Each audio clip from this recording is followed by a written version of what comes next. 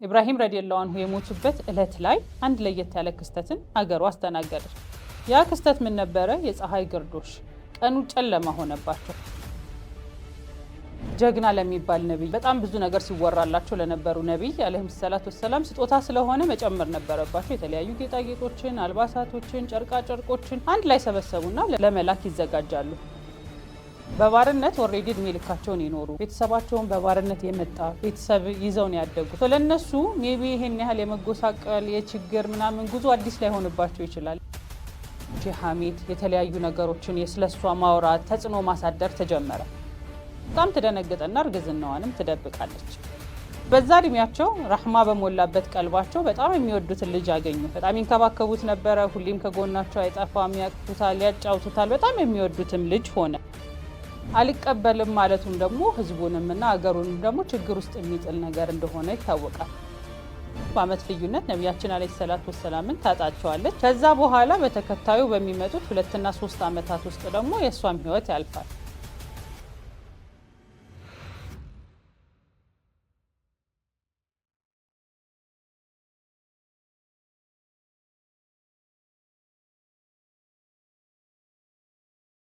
የዛሬውን ክፍል ለየት ያለ ገጠመኝ ነው መጀመረላችሁ። አንድ ጓደኛዬ ጋር ቁርአን እያዳመጥን አንድ ሐሳብ አነሳሁ። ይህንን ቃሪ በጣም ወደዋለሁ፣ ማሻአላህ ሁሌም ቢሆን መስማት የምፈልገው ቃሪ ነው አልኳት። ከየት መጣ ሳልል አላህ ይዘውጃችሁ አለችኝ። እንዴ ከየት አውቀዋለሁ ቃሪውን? አንደኛ እንደምናውቀው አብዛኞቹ የምናዳምጣቸው ቃሪዎች ወይ በህይወት አይኖሩም ወይ ደግሞ ውጭ ሀገር ላይ የሚኖሩ ቃሪዎች ናቸውና ከዛ አንጻር አስቤው ነው እንዴ ብዬ ደነገጥኩት። አንድ ነገር አነሳችልኝ። የማርያን ታሪክ አታቂም ወይ? እንዴት ይሄ ይገርምሻል? አላህ ሱብሓነሁ ወተዓላ ምን ይሳነዋል? አንዳንዴ የአላህን ቁድራ የምናጠበው እኛ እንሆንና አላህ ለምን አልሰጠንም ብለንም ደግሞ የምናማርረው እኛ እንሆናለን። የማርያን ታሪክ እዚህ ጋር ምን አገናኘው የሚለውን እስከ ቪዲዮ መጨረሻ ድረስ እንድታዳምጡ ትጋብዛለሁ። አሰላሙ አለይኩም ወረህመቱላሂ ወበረካቱ። የዛሬ ሙስሊም ሴት ታሪካችን እንደተለመደው ለየት ያሉ ባዮግራፊዎችን እያነሳን እንደቆየን እናስታውሳለን። ከነዛም ውስጥ ካላዳመጣችኋቸው መለስ ብላችሁ የተለቀቁትን ቪዲዮዎችን እንድታዩ እየጋበዝኩኝ ሰብስክራይብ ካላደረጋችሁ ሰብስክራይብ በማድረግ ቤተሰባችን እንዲሆኑ ጋብዛለሁ። ወደ ዛሬ ባለታሪክ ሙስሊም ሴት የማልፈው ወደ ማርያ ነው። ማርያ ረዲየላሁ ዐንሃ ታሪኳ ከየት ይጀምራል የሚለውን መለስ ብለን እናያለን። ከግብጽ ነው የተነሳችው። እቺ ሴት ልዩ የሚያደርጋት ምንድን ነው? የዛሬ ታሪካችንስ እጩ የሆነችበት ምክንያት ምንድን ነው የሚለውን አንድ ባንድ ላሳያችሁ ሞክራለሁ ኢንሻአላህ። እቺ ታሪካዊ ሴት ግብጽ ላይ ነው የተወለደችው። ታዲያ ከግብጽ ተነስታ እዚህ የደረሰችበትን የታሪክ እንቁ የሆነችበትን ምክንያት ልጀምረላችሁ። ታዲያ ግብጽ ያኔ መለስ ብለን ስናይ ነቢያችን አለይሂ ሰላቱ ወሰላም እስልምናን ማስፋፋት በጀመሩበት ጊዜ ከተመረጡ አገራቶች ውስጥ አንዷ ነበረች። ወደ ግብጽ ሁሌም እንደሚያደርጉት ለሌሎች ሀገራቶችም እንደተላከው እስልምናን እንዲቀበሉ ደብዳቤ ይላክላቸዋል። ያኔ ግብጽ በጁረይድ በሚባል አንድ መሪ ትመራ ነበረ። ወደ ጁረይድ ተላከላቸው ደብዳቤ። ደብዳቤውም ሁሌ እንደሚላከው ደብዳቤዎች እስልምና እንዲቀበሉ ወደ አንዱ ሀቅ ወደ ሆነው አምላክ እንዲመለሱ የሚጠይቅ ደብዳቤ ነበረ። ያ ደብዳቤ ወደ ጁረይድ ሲደርስ ለየት ያለ ምላሽን አልነበረም የሰጡት። ምክንያቱም ኦሬዲ በየትኛውም ሃይማኖቶች ላይ እንደሚታወቀው ነቢያቶች መምጣት አዲስ ነገር አልነበረም። ነቢያቶችን መምጣታቸውን ሀሳባቸው ውስጥ ስላለ፣ ነገር ግን ይህ ነቢይ ከዛ ሀገር መምጣታቸው ትንሽ አሳስቧቸው ቢሆንም መልእክቱን ለመቀበል ትንሽ ተቸገሩ። ደብዳቤውን ካነበቡ በኋላም 2 ሀሳብ ውስጥ ገቡ። እስልምናን መቀበል በዛን ጊዜ በጣም ከባድ ነበረ። ምክንያቱም የሀገሩ ህዝብ ላይቀበለው ይችላል፣ ከንግስና ሊያባራቸው ይችላል፣ ብዙ ነገሮችን ሊያሳጣቸው ይችላል። እንዲሁም ደግሞ አለመቀበሉም ደግሞ ከባድ ነው። ምክንያቱም በዛን ወቅት እንዳሰብነው በጣም እስልምና እየተስፋፋ ነበረ፣ ብዙ ነገሮች እየተሰሩ ስለነበረ አልቀበልም ማለቱም ደግሞ ህዝቡንምና አገሩን ደግሞ ችግር ውስጥ የሚጥል ነገር እንደሆነ ይታወቃል። ያደረጉት ቀጣዩን ነበረ። ምን አሰቡ? ይህ መልእክት የመጣበት በዛን ጊዜ በአልሐጢብ ረዲየላሁ ዐንሁ ነበረ የተላከላቸው መልእክቱ። ምን አሰቡ?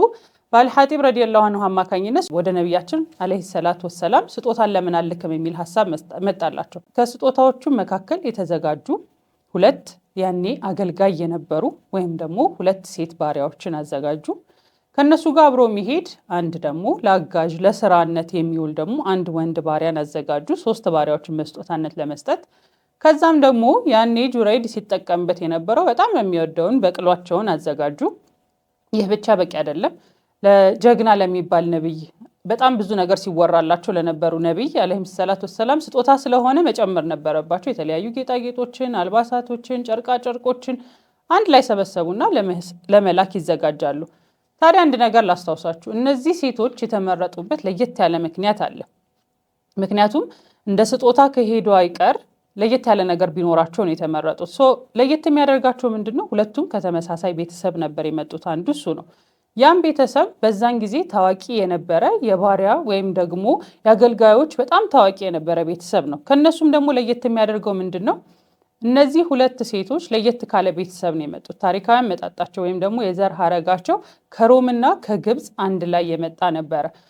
እቺ ሴት ማርያ ረዲየላሁ አንሃ የመጣችበት ቤተሰብ በእናቷ በኩል ከሮም ጋር ያስተሳስራታል፣ በአባቷ በኩል ደግሞ ከግብፅ ጋር ያስተሳስራታል። በዚህ የዘር ግንድ ወይም ደግሞ የዘር ሀረግ አማካኝነት ለየት ያለ ገጽታን የተላበሰች ሴት ነበረች። በጣም በውበቷም የታወቀች ነበረች። መቼም ሁላችንም የሚገባን ለሆነ አገር ምርኮኛነት ሴቶች ከተላኩ ዓላማቸው ምን እንደሆነ ይገባናል። ለዛም ነበር በውበታቸው ለየት ያሉ ሴቶችን ለእንደዚህ አይነት ዓላማ ይጠቀሙባቸው የነበረው። ስለዚህ ይህንን ለማሳመን ሁለቱ ሴቶች የተላኩት አንዷ የዛሬዋ ባለታሪካችን ማርያ አልቂብጢ ስትሆን ሁለተኛዋ ደግሞ ሲሪን ነበረች። ሁለቱም የአንድ ቤተሰብ ልጆች ናቸው። አንዳንድ ሐዲሶች ላይ እህትማማቾች እንደሆኑ፣ አንዳንድ ሐዲሶች ላይ ደግሞ የአክስት ወይም ያጎት ልጆች እንደሆኑ ይነገራል። ማርያ ቢንት ሸምዑን ትባላለች ረዲየላሁ አንሃ። ግብፅ ተወልዳ ያደገች እንዳልኳችሁ ቤተሰቦቿ ከሮምና ከግብፅ የመጡ ሲሆኑ እቺን ሴት ታዲያ በስጦታነት ወደ ነቢያችን አለይሂ ሰላቱ ወሰላም በግብፁ መሪ ትላካለች። ከተላከች በኋላ ነው የህይወቷ ታሪክ የሚጀምረው። ለየት ያለ መስክን ያሳየችበት ብዙ ነገሮችን እንድናስታውስና ዛሬም ድረስ ስሟ እንዲጠራ የተደረጉበትን ታሪኮችን የምናስተውለው በዛ ነው። ማርያም ጉዞዋን ወደ መዲና ትጀምራለች። ከግብፅ ተነስታ እንዳልኳችሁ በአጃቢነት አንድ ሌላ ወንድ ባሪያ እንዲሁም ደግሞ ሲሪን ረዲየላሁ አንሃን አንድ ላይ አድርገው ነበረ ይዘው የተነሱት። እነዚህን ሴቶች ይዞ እንዲሄድ ኃላፊነት የተሰጠው መጀመሪያም መልእክቱን ይዞ የመጣው ሐጢብ ረዲየላሁ አንሁ ነበረ። እየሄዱ እያለ ብዙ ሐዲሶች ላይ እንደሚያመላክተው መንገዳቸው በጣም ረጅም ነው፣ ብዙ እንደሆነ እናውቃለን። በዛን ጊዜ ከነበሩት የመጓጓዣ አይነቶችም ጋር በመነሳት ያንን ረዥም ጊዜ ሐጢብ ረዲየላሁ አንሁ ምን እያደረገን የወሰዳቸው የእስልምናን ታሪክ እየነገረ የተለያዩ ሐዲሶችን ስለ ነቢያችን አለይሂ ሰላቱ ወሰላም ሲደረጉ ሲወሩ የነበሩ የጀግና ታሪኮችን እየነገረ የእስልምናን ትልቅነት እያበሰረ ነበረ መንገዱን የወሰዳቸው። አንዴ መለስ ብለን እናስባቸው። እነዚህን ሴቶች በባርነት ኦልሬዲ እድሜ ልካቸውን የኖሩ ቤተሰባቸውን በባርነት የመጣ ቤተሰብ ይዘው ነው ያደጉት። ለነሱ ሜቢ ይሄን ያህል የመጎሳቀል የችግር ምናምን ጉዞ አዲስ ላይሆንባቸው ይችላል። ነገር ግን ከነበሩበት ባህል የተለየ ከነበሩበት እምነት የተለየ ምንም ወደማያውቁት ዓለም በስደት እየሄዱ ነው።